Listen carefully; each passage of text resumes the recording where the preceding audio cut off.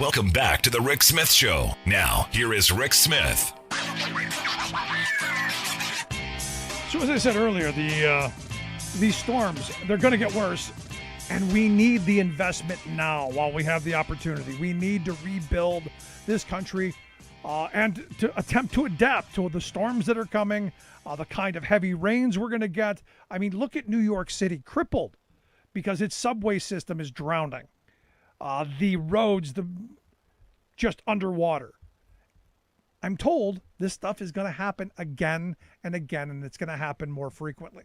So we've got to make these investments now, which is why I'm a big fan of investing heavily in infrastructure.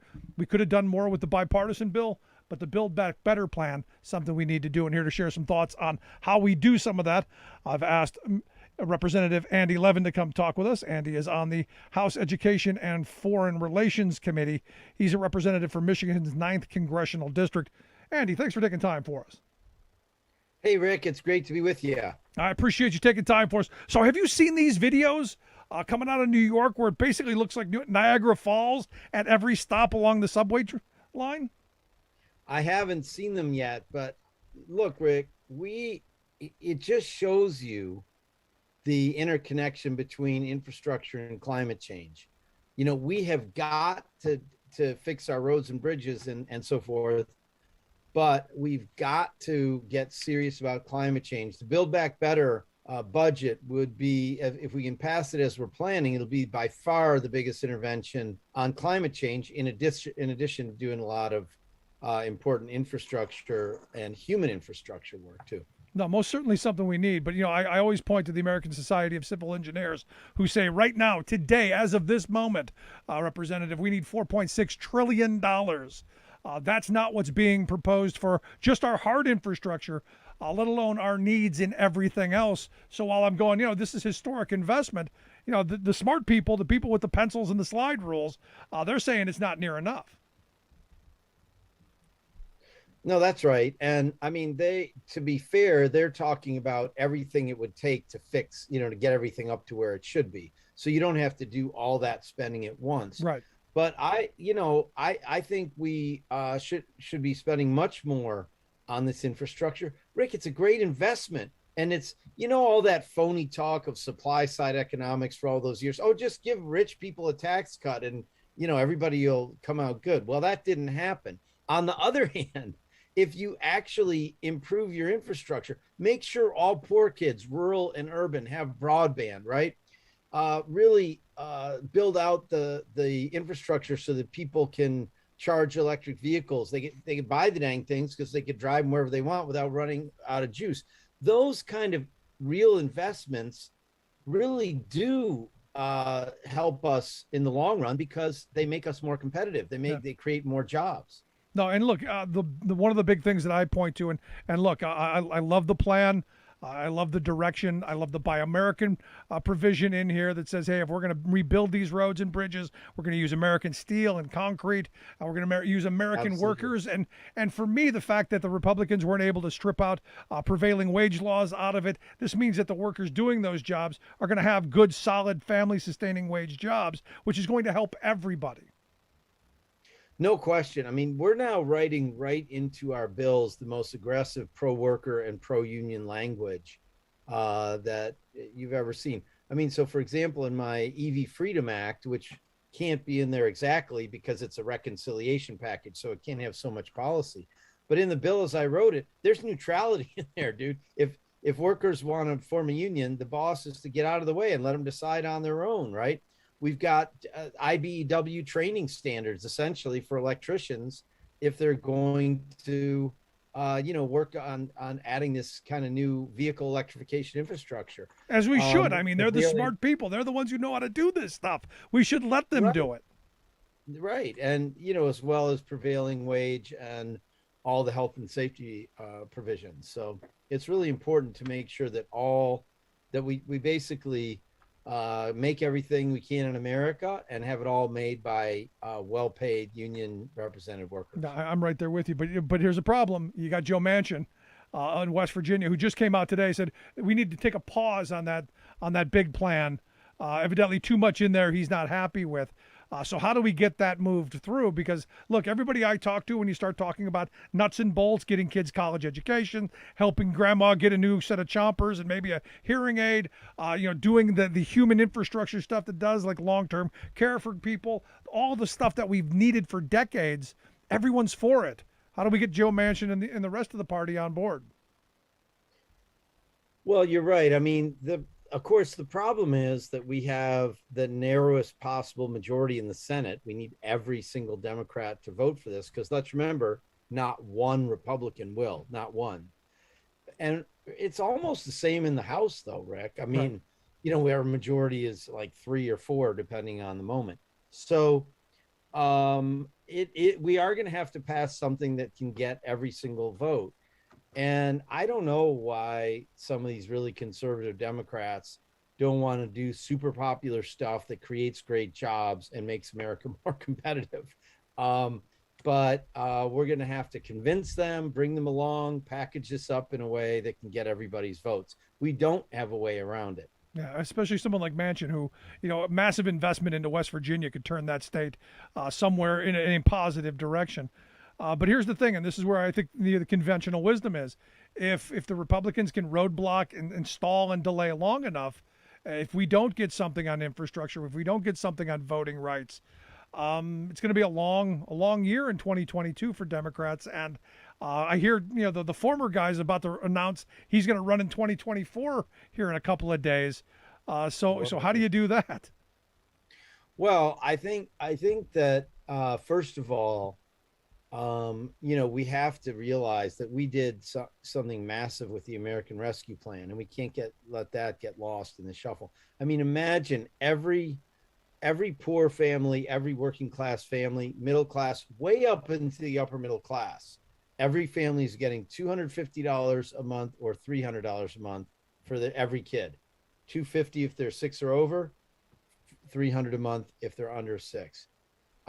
My wife and I remember the days when our oldest is 28 now, man. But I remember when we had 3 kids, 5 and under in the house. That would be $900 a month. I mean, that's transformative for working class or middle class families.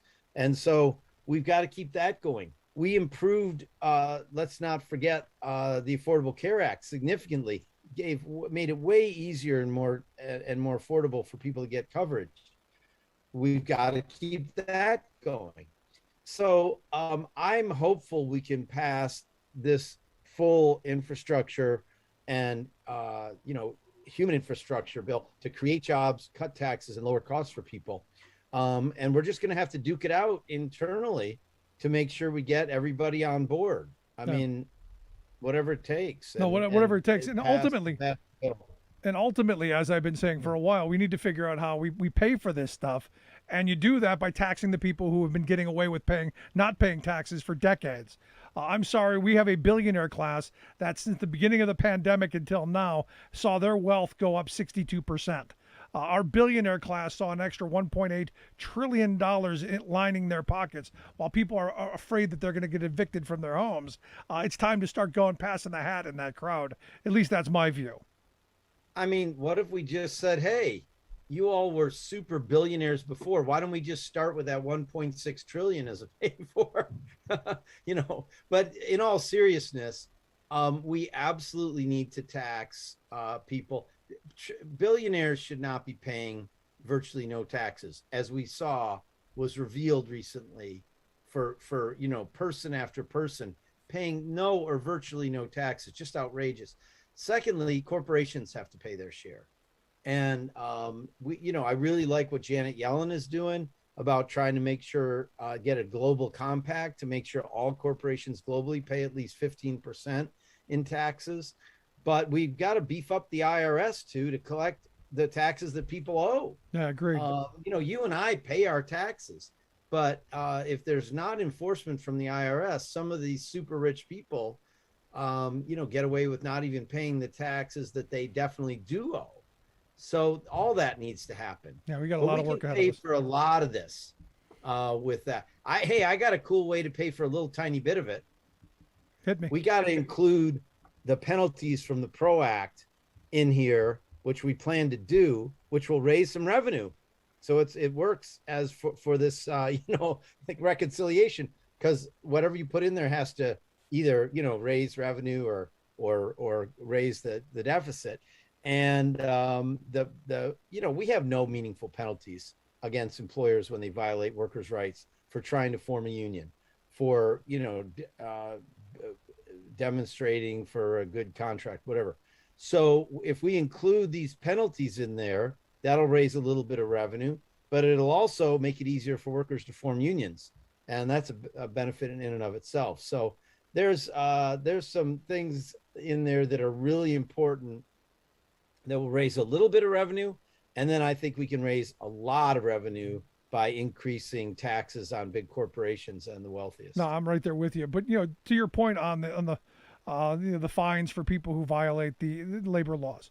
I've been saying for years our labor laws are broken. The pendulum has swung way too far to the side of corporations, and we need something. And if it's just a little bit of a couple of fines, that's a help. But I still think we need major comprehensive overhaul to our labor law. Because employers have figured out how to get around them, all this misclassification, all of this independent contractor nonsense. We're now seeing Uber and Lyft spending another couple $100 million in Massachusetts to do what they did in California. The moneyed interests, I don't know that a couple of fines are really going to hurt the big boys because Amazon spent $200 million to keep workers from organizing in Alabama, in freaking Alabama. Dude, I was there. You're totally right. The PRO Act is my number one priority in Congress. And it's funny you should mention it because I was just out in an event in Macomb County, and the national leader of the Young Dems Labor Caucus is one of my constituents, Rob Zimbarski. And he was there showing me pictures about all their activism on the two senators from Arizona and the one from Massachusetts, from Virginia, who are, say they won't co-sponsor. Now I heard that Senator Warner says he's on board or something. Anyway, people need to hit the street. They need to get creative. We all need to tell stories. Like, think about this Nabisco strike that's going on right now. Everybody knows about Oreos and whatever else they make, right? Well, one of the things the PRO Act does that was barred since 1947, its Taft-Hartley amendments, is let workers just act in solidarity with workers from another company. Yep. I mean, that's basic. The most basic freedom of expression should be a First Amendment right? So the Nabisco strike is a great example, right? Because everybody knows about Oreos and all those products that they have. So it would be huge if we passed the PRO Act when, truckers or other workers from another company could say, no, I'm not crossing that picket line, and my job's not going to be at stake either because I have a right to act in solidarity with workers in another company because there's such a thing as working people sticking together. I mean, that's what has been lost in this country, and that's why the PRO Act is so important. Yeah, it's one of those things that absolutely I'm in favor of. And, in talking about the Nabisco strike, I love the fact that the train operator refused to deliver the flour because he was not going to, under any circumstances, cross a picket line. We got to go back to that. I mean, at the end of the day, I think we have to go back to, it still comes down to you and me and the working class people in this country saying, we've had enough and we're going to act in solidarity with one another. 100%. And, you're seeing it really hopeful signs all around. If the politicians could just catch up to the people. I mean, look at all the workers in like the tech industry and the like digital media and stuff forming unions. You can't even keep up with all of it, really. Yeah. There are many groups that are forming unions. And we just need like working class service workers to be able to form a union without getting their chops busted. But that, the way the labor law is now, if you're a restaurant chain or a hotel chain or, any big company, Walmart, of course, example number one, right? You can prevent your workers from forming a union through legal and illegal means, and there's basically no consequence to it. And this is why I like the fact that you're talking about fines.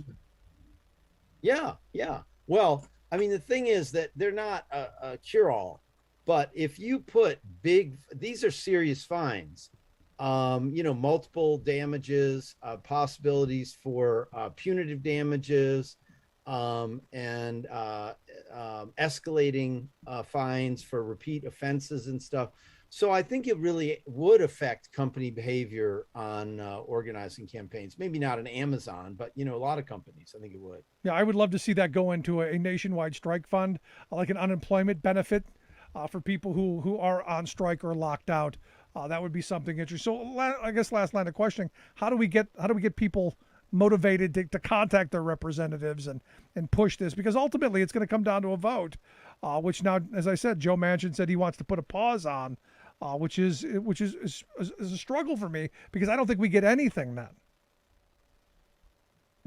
Well, we don't. I mean,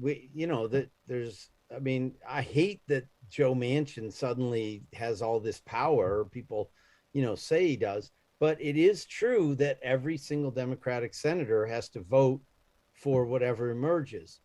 And we have very little time. So I'd encourage people to act right now. Here's the thing.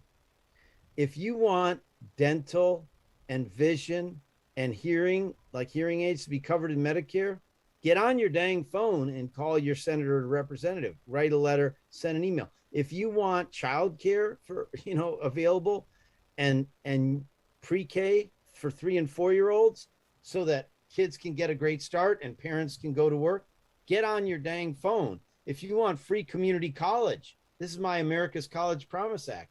It's in this bill. So, if we end up having to cut the money, Rick, I figure we'll just not be able to do as much of these things.